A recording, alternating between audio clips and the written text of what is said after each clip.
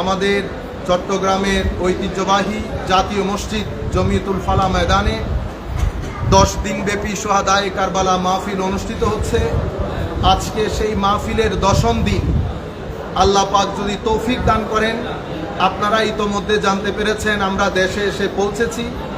আল্লাহ তৌফিক দান করলে আজকে এশার নামাজের পর চট্টগ্রাম জমিয়তুল ফালাহ ময়দানে ইনশাআল্লাহ অনুষ্ঠিতব্য সোহাদায়ে কারবালা মাহফিলে আমরা থাকবো ইনশাআল্লাহ। আপনারা যারা যেখান থেকে আমাদেরকে শুনছেন, আমাদের এই ভিডিও আপনারা শেয়ার করবেন। প্রত্যেককে আমি দাওয়াত পৌঁছাচ্ছি, আপনারাও আমাদের পক্ষ থেকে দাওয়াত পৌঁছিয়ে দেবেন, যেন আমরা সবাই সোহাদায়ে কারবালা মাহফিলকে আজকে বঙ্গোপসাগরে পরিণত করি। আমি চাইবো আপনারা প্রত্যেক ব্যক্তি, প্রত্যেক এলাকার একজন রিপ্রেজেন্টেটিভ আপনারা আজকের মাহফিলে উপস্থিত থাকবেন। আপনারা ইতোমধ্যে জানতে পেরেছেন আমরা আগের মতো করে ওই আন্দাজে প্রোগ্রাম করছি না। অনেকে মন খারাপ করছেন, প্রোগ্রাম কেন নিচ্ছি না, কি কারণে নিচ্ছি না।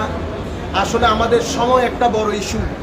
সময়ের কারণে আরও বেশ কিছু আমাদের গুরুত্বপূর্ণ কাজ রয়ে গেছে, যেগুলার কারণে আমি আপনাদের প্রোগ্রামে গেলে আমার গুরুত্বপূর্ণ কাজগুলা করা হবে না। আমার কাছে সময় অনেক সংক্ষিপ্ত।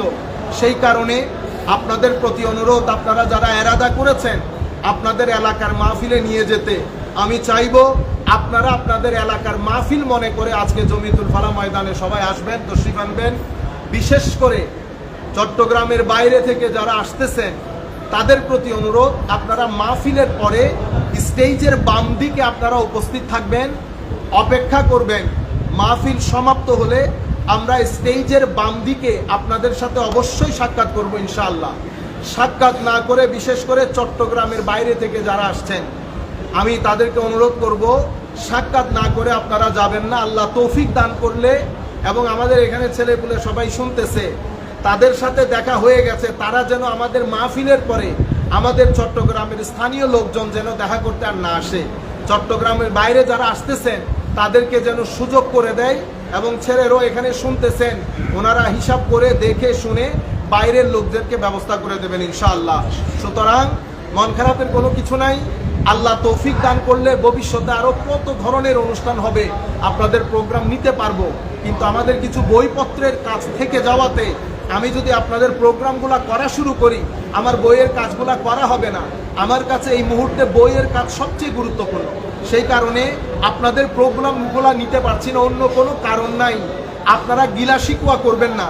কিছু প্রোগ্রাম যেগুলো নিতে হচ্ছে সেগুলো বিভিন্ন কারণে, আত্মীয়তার কারণে হোক বা অন্য বিভিন্ন কারণে নিতে হচ্ছে। অন্য কোনো প্রোগ্রাম আমি নিচ্ছি না।